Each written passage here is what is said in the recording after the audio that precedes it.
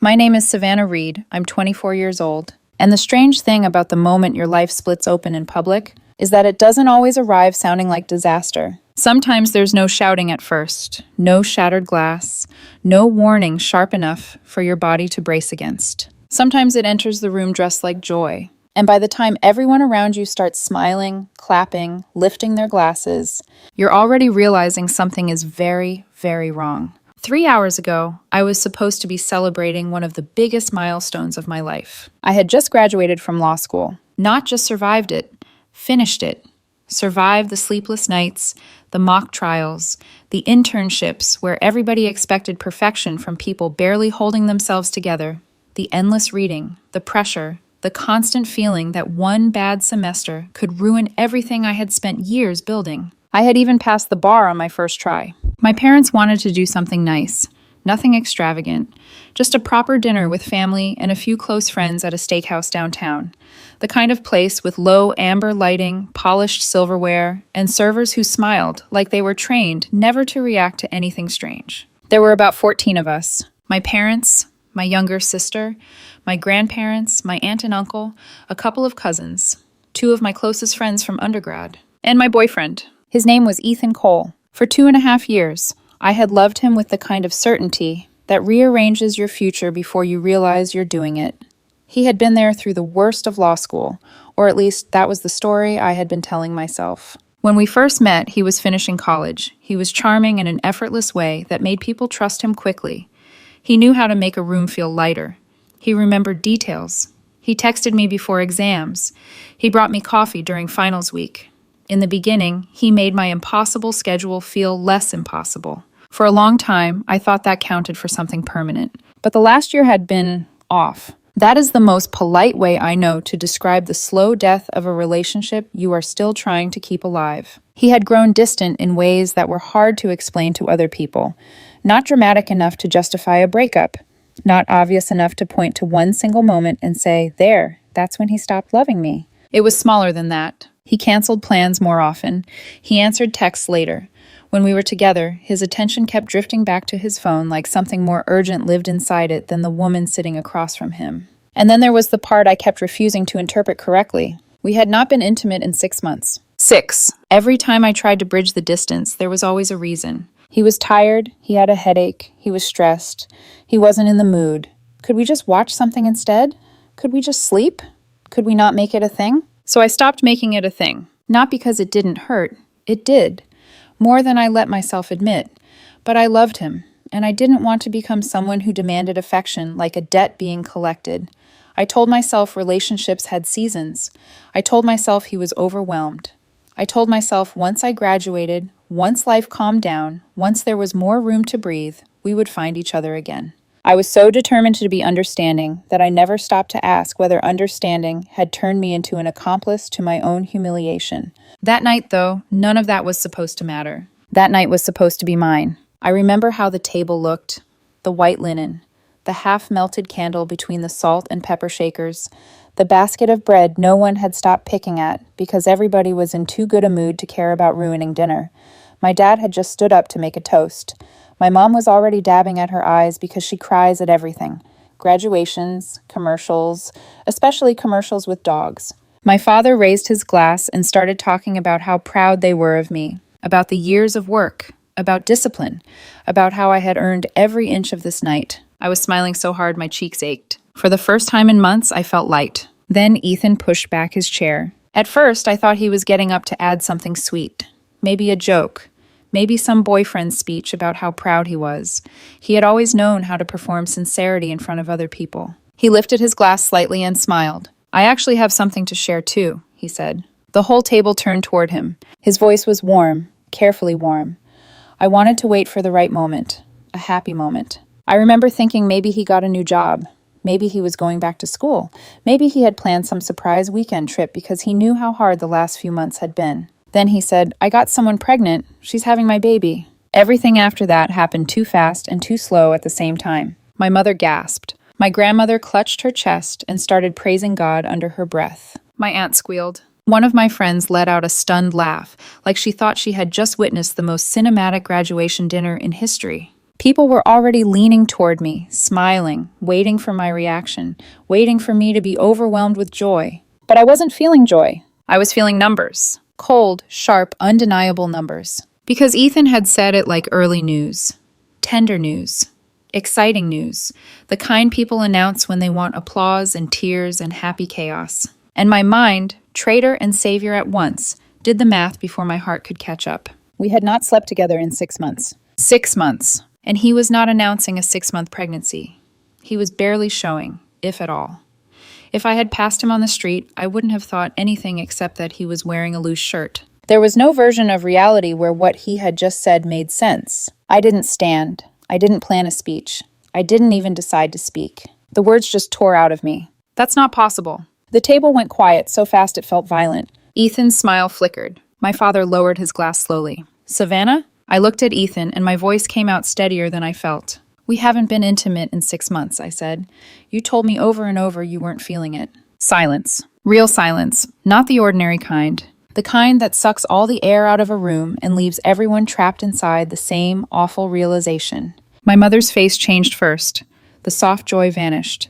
Then came confusion. Then alarm. My younger sister froze with her hand halfway to her water glass. One of my cousins looked down immediately. Like eye contact itself, had become too intimate for the moment. Ethan's expression moved through shock, panic, anger, and something else I recognized too late. Calculation. What? He said, giving a short, breathless laugh. Savannah, what are you doing? I stared at him.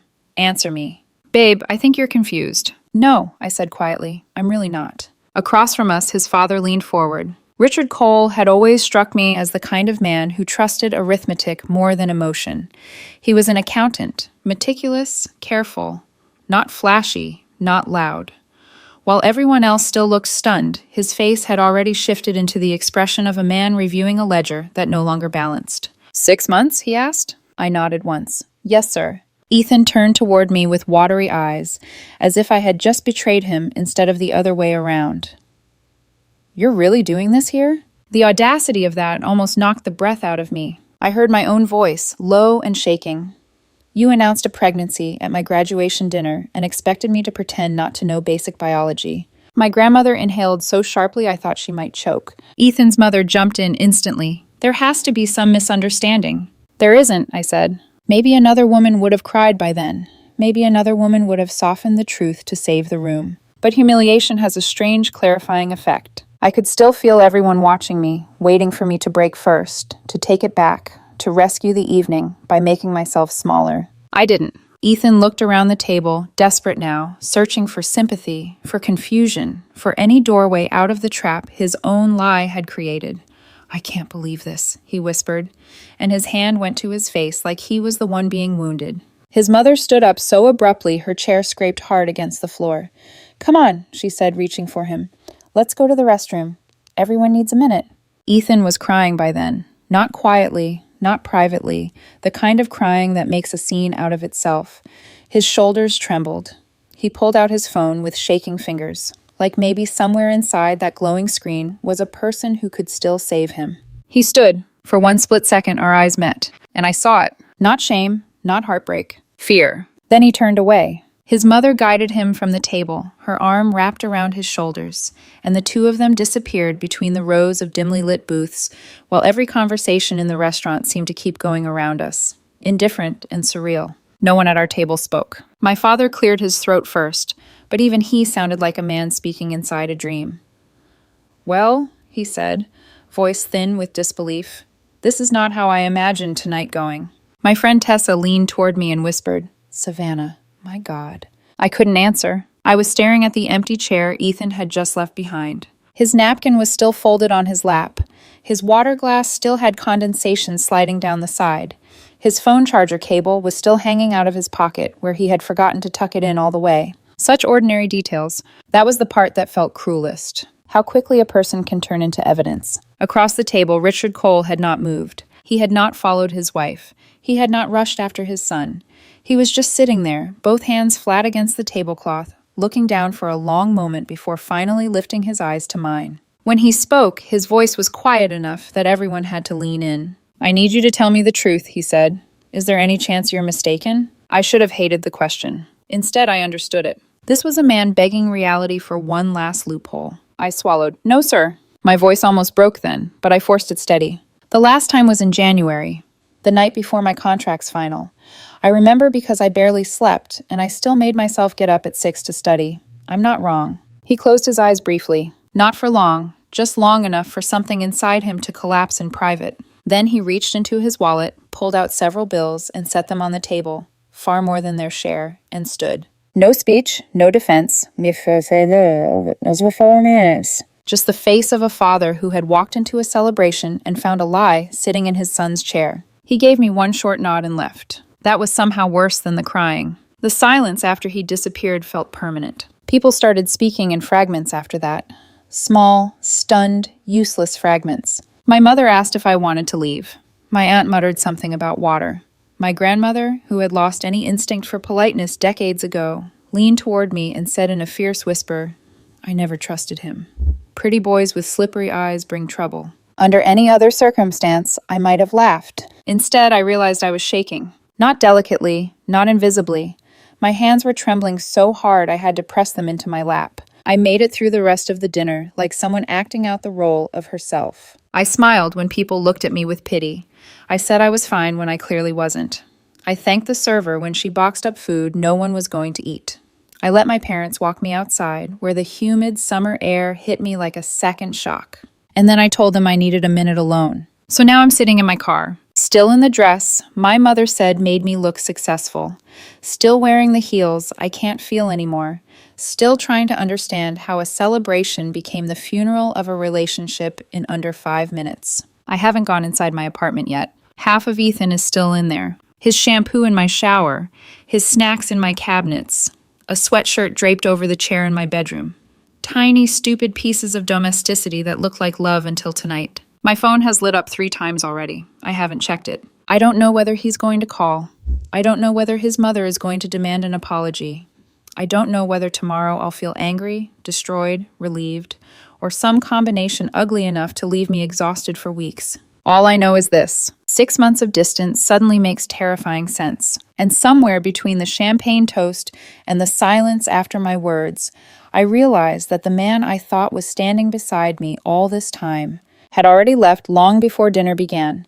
The first message came at 11:52 p.m. I hadn't even taken my shoes off yet. I was still sitting on the edge of my bed, staring at the quiet apartment like it had betrayed me too, when my phone lit up with a name I didn't expect to see so soon. Lena, Ethan's best friend. If you had asked me a week ago, I would have said she liked me. Not warmly, not deeply, but enough.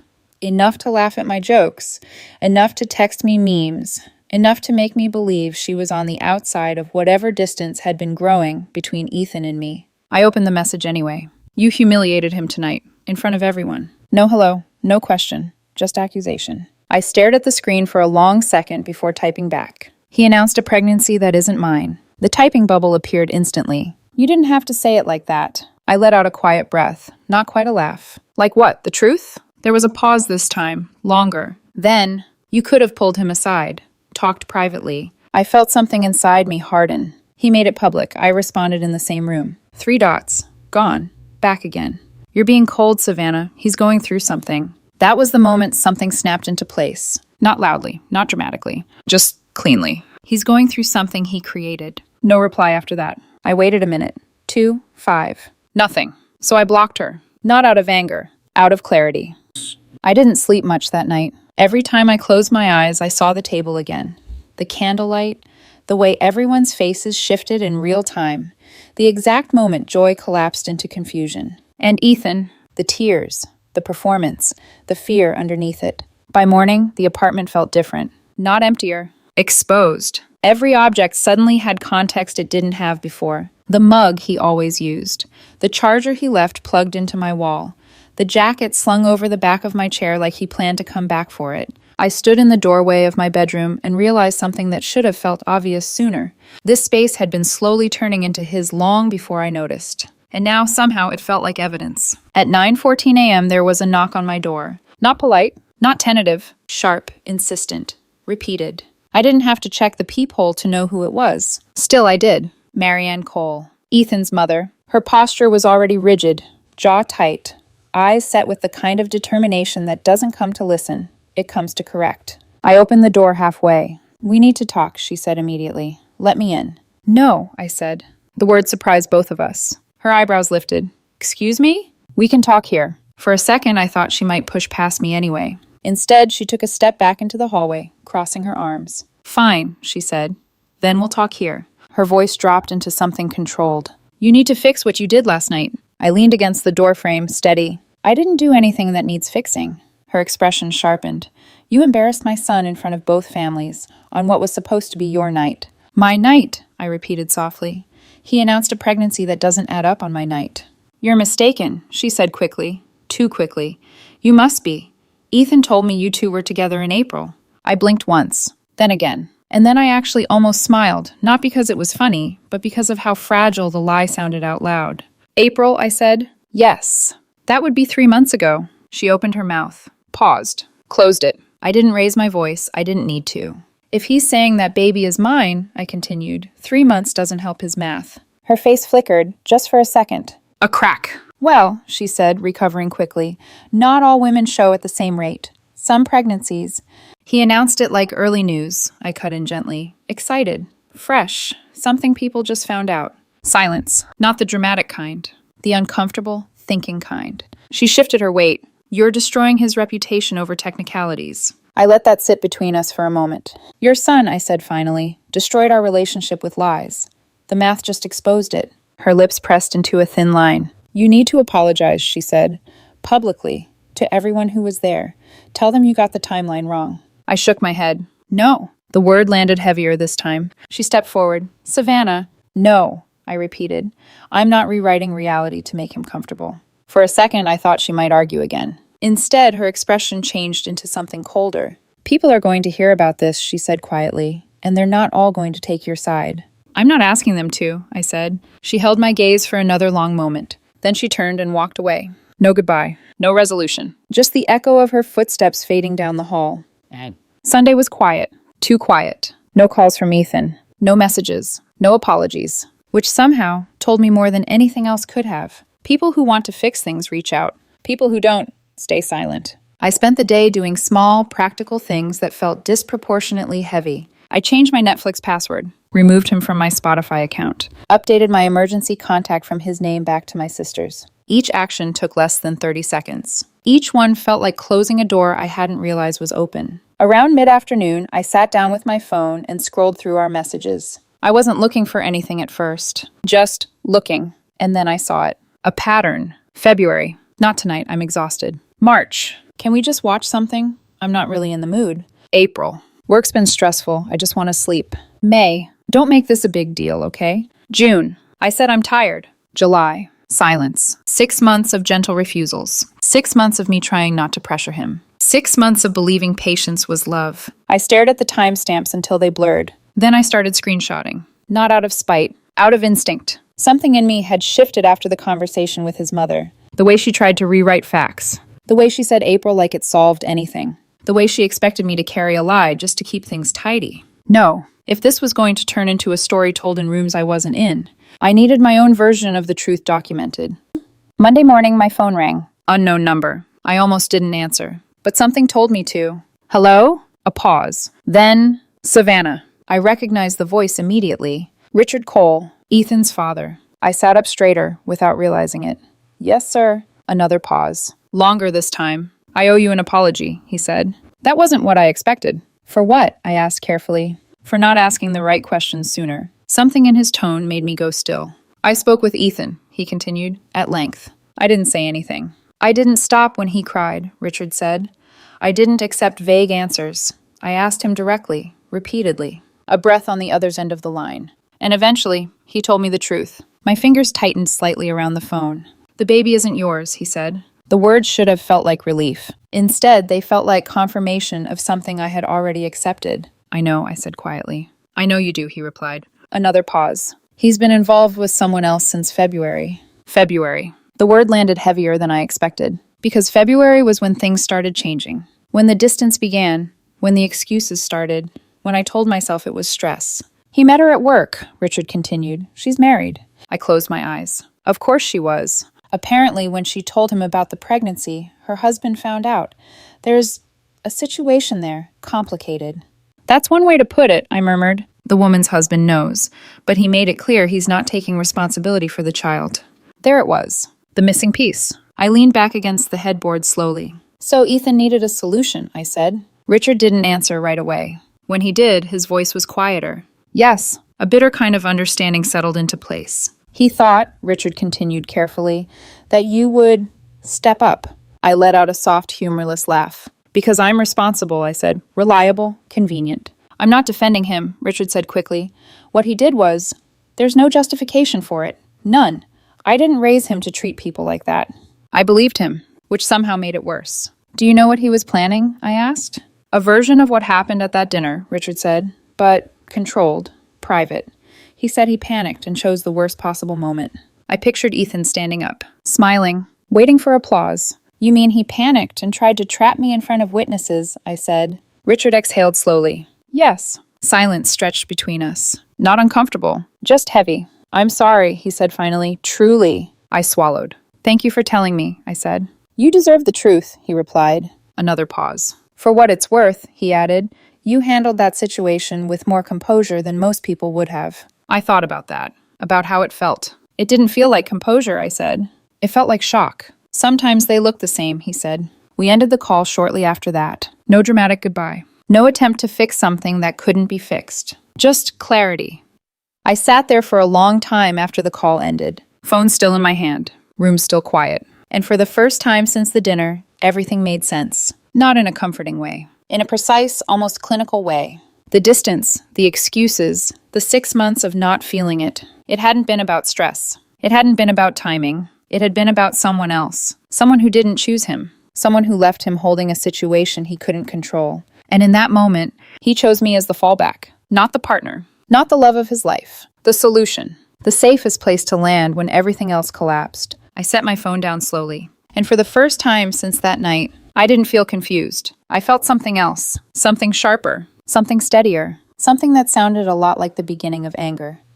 Tuesday morning, I woke up to a version of myself I didn't recognize. Not softer. Not sadder. Sharper. Like something inside me had finally stopped negotiating with reality and started observing it instead. The first thing I did wasn't check my messages. It was open my laptop. That probably says everything about who I am. Law school doesn't just teach you how to argue. It teaches you how to organize truth, how to separate emotion from evidence, how to build something that can stand even when someone is actively trying to tear it apart. And at that point, I already knew this wasn't over. Not because I wanted a fight, but because people who lie like that rarely stop at one version of the story. Whoa. By noon, I had confirmation. A number I didn't recognize texted me a screenshot. No context, no message, just an image. It was a Facebook post, Ethan's name at the top. I hadn't used Facebook in years, so I hadn't seen it. But apparently, plenty of other people had. The post read, "You really find out who people are when you need them most. I'm going through one of the hardest moments of my life, and instead of support, I got abandoned and humiliated by someone I thought loved me. Some people just aren't ready to step up when things get real." 89 likes. 34 comments. I didn't recognize most of the names, but the tone was consistent. You deserve better. She showed her true colors. Real men take responsibility. I stared at the screen for a long time, not because I was surprised, but because of how predictable it was. This is what people like Ethan do. When the truth threatens them, they don't confront it. They rewrite it. I could have responded. I could have posted screenshots, explained timelines, laid everything out in public. But something my dad used to say came back to me, clear and simple. Never wrestle with someone who benefits from chaos. So I didn't reply. Not publicly. Instead, I took another screenshot, saved it, dated it, filed it. So. That became my rhythm for the rest of the day. Document, organize, preserve. I reached out privately to the people who had been at the dinner. My parents already knew everything. They had seen it happen in real time. But I messaged Tessa and Mark. Both of them had front row seats to the moment everything unraveled. I didn't dramatize it. I didn't beg. I just asked, would you be willing to write down what you witnessed that night, just in case I need it later? Both of them replied within minutes. Yes. No hesitation. No questions. Just yes. Tessa's message came first. I was at the dinner when Ethan announced the pregnancy. Savannah responded by stating they hadn't been intimate in 6 months. She didn't yell, didn't insult him. She just said the truth. The room went silent. He panicked. Mark's was shorter. She didn't start anything. She responded to something that didn't make sense. Anyone would have. I saved both, labeled them, stored them. Not because I wanted to use them, because I might have to. By late afternoon, I moved on to the messages. 6 months of them. I didn't realize how many there were until I started scrolling with purpose instead of emotion. Each one was small, reasonable on its own. That's how patterns hide. I'm exhausted tonight. Can we just watch something? I've had a long day. Not in the mood. Don't take it personally. Individually, they meant nothing. Together, they told a story I had refused to read. I screenshot them all, grouped them by month, February through July. A timeline, not of rejection, of redirection. He hadn't been avoiding intimacy. He had been investing it somewhere else. I thought I was done after that. I wasn't, because that's when I found the photos. It happened by accident. I was going through my Google Drive, checking shared folders, making sure there was nothing connected to Ethan I needed to remove or secure. There was an old folder I barely remembered, a shared album from earlier in the year. I almost skipped it. Almost. But something made me click, and there they were. Not hidden, not protected. Just there. Photos of Ethan with someone else, a woman. Nothing explicit, but intimate in a way that doesn't leave room for interpretation. His hand at the small of her back, their fingers intertwined. One photo where the woman leaned in, lips pressed against Ethan's cheek, while Ethan smiled in a way I hadn't seen in months. The timestamps hit harder than the images. March, April, May, multiple dates, multiple moments. This wasn't a mistake. This wasn't confusion. This was a relationship. I sat there staring at the screen, something cold settling into place inside my chest. Because suddenly, everything made even more sense. The distance, the disinterest, the deflection. It hadn't just been someone else. It had been a life he was building quietly beside the one he had with me. And when that life collapsed, he turned back to me like I was still waiting. Still available. Still willing to believe whatever version of him he chose to present. I didn't cry. That part of me had already burned out. Instead, I downloaded every photo, saved them into a separate folder, encrypted it, labeled it clearly. Evidence. Not revenge. Never revenge. Just truth, preserved in case truth became necessary.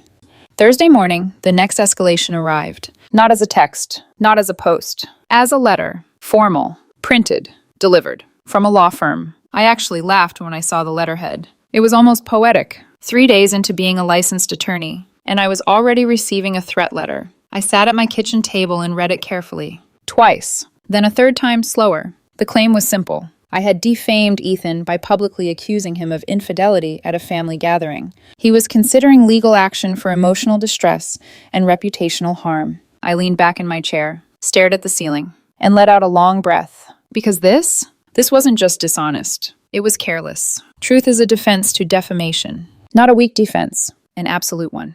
And they had just handed me the opportunity to prove it. I didn't rush my response. I made coffee first, sat down again, and drafted something precise. Professional, calm, but very, very clear. I outlined 3 things. 1, I had stated a fact, that we had not been intimate in 6 months. That fact was verifiable through documented communication. 2, Ethan had made the initial public statement. I responded in the same forum. There was no malicious publication beyond that moment. 3, if they wished to pursue this legally, I would welcome discovery. Text messages, witness statements, photographic evidence, all available, all consistent. I ended the letter with one final note. Any further baseless threats would be considered harassment. I printed it, signed it, sent it certified, and kept copies of everything. 3 days later, my phone rang again. Richard, I want you to know, he said without preamble, I had nothing to do with that letter. I figured, I replied. That was Marianne, he said. She's not handling this well. That's one way to put it. I told her it would backfire, he continued. You don't threaten a lawyer with something that has no foundation. No, I said softly, you don't. There was a pause. Then, there's something else, he added. I waited. Ethan wants to speak with you. I closed my eyes briefly. Of course he did. Why? I asked. I think he wants to explain, Richard said. Possibly apologize. Possibly. The word hung there. I'm not telling you what to do, he continued. I'm just passing along the request. I stood up and walked to the window, looked out at the street below, at people moving through their lives, unaware of the quiet war unfolding in mine. Part of me wanted to say no immediately. Cut it clean. No closure, no conversation, no final performance. But another part of me, the part that had spent 2.5 years loving him, wanted answers. Not excuses. Answers. Fine, I said finally. One conversation. Public place, I added. Daytime. I'll let him know, Richard replied. We hung up shortly after. The meeting is tomorrow. A coffee shop. Neutral ground. I don't know what Ethan is going to say. I don't know if he's going to cry again. Or twist things. Or try to make me feel like I'm still part of his story. What I do know is this. Nothing he says will change what already happened. It won't make the last 6 months disappear. It won't make those photos go away. It won't rewrite the moment he stood up at my graduation dinner and tried to hand me a life that wasn't mine. But maybe, just maybe, it will give me something I didn't realize I needed. Not forgiveness. Not closure in the way people describe it. Just finality. I got there 10 minutes early. Not because I was eager. Because I didn't want to walk in and see him before I was ready to see him. The coffee shop was quiet in that mid-afternoon lull. Too late for the morning rush. Too early for the evening crowd. Soft music. Low voices. The smell of espresso thick in the air. Neutral ground. That was the point. No shared memories in the walls. No emotional ownership over the space. Just a place where two people could sit across from each other and tell the truth, or at least whatever version of it they were capable of. He was already there. Of course he was, sitting in the corner booth, back to the wall, like he had chosen a position that let him see the entire room. Control. Even now. He looked smaller. That was the first thing I noticed. Not physically exactly, just diminished. No styled hair, no carefully chosen outfit, just a loose sweater, sleeves pushed up unevenly, hands wrapped around a cup he clearly wasn't drinking from. For a split second, just one, something in my chest tightened. Familiarity. Memory. 2.5 years doesn't disappear cleanly. Then I remembered the photos, the 6 months, the dinner, and whatever that flicker was, it burned out. I walked over, didn't smile, didn't hesitate. You wanted to talk, I said. I'm here. He looked up slowly. There it was again. That look. Soft, fragile, carefully constructed. Thank you for coming, he said. His voice was quieter than I remembered. You're right, I replied. I didn't have to. That landed. I could see it. A slight shift in his posture, a recalibration. Good. Let him feel the distance. He looked down at his coffee. Turned the cup slightly, like the answer he needed might be printed on the side. I'm not going to make excuses, he said finally. I didn't respond. I let the silence stretch. Because if he had something real to say, he'd say it. I messed up, he continued. Everything. The cheating, the lying, the dinner. His voice cracked on that last word. The way I handled it, all of it. I watched him carefully. Not emotionally. Clinically. Then why did you do it? I asked. No anger. No raised voice. Just a question. That seemed to hit him harder than anything else. He swallowed. Because I panicked, he said. And because I was selfish. A small, humorless laugh escaped him. I didn't think it would go that far. Not like that. That's not an answer, I said. His eyes flickered up to mine. I held his gaze. Didn't let him look away. He exhaled slowly. It started in February, he said, at work. I didn't react. He kept going. I felt disconnected from you, from everything. You were always studying, always busy, and I told myself I understood that, but... He hesitated. But you didn't, I finished for him. He nodded. No, I didn't. Of course he didn't. Because understanding requires honesty. And honesty had already been slipping. She came on to me first, he said quickly. At least, that's how it felt at the time. I didn't comment on that. People like Ethan always soften their own responsibility first. It was supposed to be nothing, he continued. One time, then it wasn't. I thought about the photos. March, April, May. Not nothing. Not once. A pattern. When I found out she was pregnant, he said, voice dropping, everything fell apart. Her husband? I asked. He knows, Ethan said. They're trying to work things out, counseling, whatever that means. And him? I pressed. The baby's father. Ethan's jaw tightened. He wants nothing to do with it. Of course he doesn't. That's when you came up with your plan, I said. His head snapped up slightly. I didn't.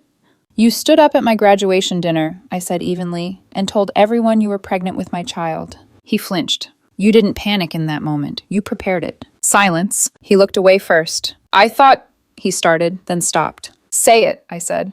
I thought you believed me, he said finally. There it was. Clean. Ugly. Honest. And if I did, I asked. His voice dropped even lower. You would have stepped up. Of course I would have. That was the whole point. You weren't trying to fix us, I said. You were trying to use me. He closed his eyes. It sounds worse when you say it like that. It is worse, I said. No hesitation. No softness. Just truth. He rubbed his hands together, restless now. I loved you, he said suddenly. I still do. I almost laughed. Not because it was funny, because it was so misplaced. That's not love, I said quietly. His face tightened. Yes, it is. No, I said. Love doesn't look like 6 months of lying. It doesn't look like building a second relationship behind someone's back. It doesn't look like trying to make someone raise a child that isn't theirs. He didn't argue after that, because there was nothing to argue. What do you want from this conversation? I asked. He looked up at me, really looked this time, not performing, not calculating, just tired. I want you to forgive me, he said. There it was. Not reconciliation, not repair. Absolution. I'm not asking for us to get back together, he added quickly. I know that's gone. He swallowed. I don't want to be the villain in your story forever. That almost worked. Almost. Because there's something deeply human about wanting to rewrite how you're remembered. I leaned back slightly, studied him, thought about everything. The good, the bad, the lies, the moment at dinner, the photos, the call from his father, the quiet, precise way everything fell apart. And then I shook my head. I'm not going to carry this forever, I said. A flicker of hope crossed his face. But forgiveness isn't something you get to ask for like it's part of the cleanup, I continued. The hope disappeared. What you did wasn't a mistake, I said. It was a series of choices, over months. You chose to lie to me every single day. His eyes dropped. That's not something I can erase because you're sorry now. I understand, he said quietly. And for once, I believed him. Silence settled between us again. Not tense, not unfinished, just complete. What's your plan? I asked after a moment. With the baby. He took a breath. I'm keeping it, he said. I'm moving back in with my parents, figuring things out. Alone? He nodded. He made that clear. I felt something shift in my chest. Not sympathy. Not quite. Just recognition. He had made choices. And now he was living inside them. I'm sorry, he said again. I know that doesn't fix anything. No, I said, it doesn't. I stood. That was the moment. The end of it. He reached out slightly, then stopped himself. Wait, he said. I paused. Thing, he added. I didn't sit back down. What? His voice dropped, almost embarrassed. The photos, he said. I stilled. I know you have them. Of course he knows. I didn't realize they synced, he continued. Not until after everything. He looked up at me. Not pleading, just asking. Please don't post them. I held his gaze. For a long second. 2, 3. I was never going to, I said. Relief flickered across his face. But I'm keeping them, I added, in case I ever need the truth to speak for itself. He nodded slowly. That's fair. I stepped back. Good luck, I said. And I meant it. Not warmly, not cruelly. Just honestly. I hope your child has a better foundation than this. His eyes closed briefly. Thank you, he said. I turned, walked out, didn't look back. The next few days were about finishing things. Not emotionally, practically. I packed everything of his that was still in my apartment. Clothes, shoes, the hoodie I used to steal. The little things that accumulate when you believe someone is permanent. I didn't drag it out. I didn't make it symbolic. I just boxed it up. Drove to his parents' house when I knew he'd be at work. Richard answered the door. He looked tired, but steady. Savannah, he said. Sir, I replied. He stepped aside to let me hand over the boxes. Thank you, he said quietly, for handling this the way you have. I nodded once. No long conversation. No unnecessary words. Some endings don't need them. I left. The legal threat disappeared. No follow-up letters. No escalation. Either they spoke to someone who told them the truth, or they finally realized they didn't have one. The Facebook post is still up. I know because someone sent me another screenshot. Same comments. Same narrative. Same version of me that doesn't exist. I didn't respond. I'm not going to.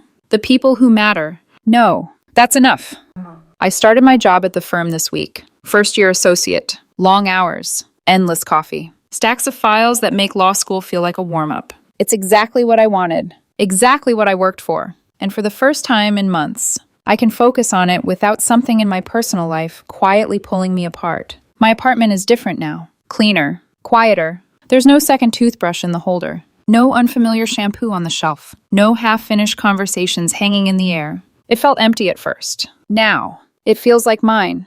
I'm not dating. Not even close. Trust doesn't rebuild on a schedule, and I'm not interested in pretending it does. My friends keep trying. Tessa already mentioned someone perfect. I told her I need time. A lot of it. Maybe a year. Maybe more. I'm not rushing back into anything just to prove I'm okay. I am okay. That's different. If there's anything I've learned from all of this, it's simple. Trust what feels off. I knew something was wrong months ago. I explained it away. made excuses for him, adjusted myself to fit the version of the relationship I wanted to believe in. I won't do that again. And maybe this is the strangest part. That night, the one that was supposed to be the best night of my life, it still was, just not in the way I expected. Because I found out the truth before things got worse. Before marriage. Before legal ties. Before a child that would have tied me to a lie forever. The timing was brutal. Public. Humiliating. But it was early enough to walk away. And I did. Tonight, I'm making dinner. Something simple. Something just for me. I'm going to put on a show he would have complained about. Sit in a quiet apartment that no longer holds secrets. And breathe. Because for the first time in a long time, there's nothing left to figure out. The math was never wrong. And now, I'm free.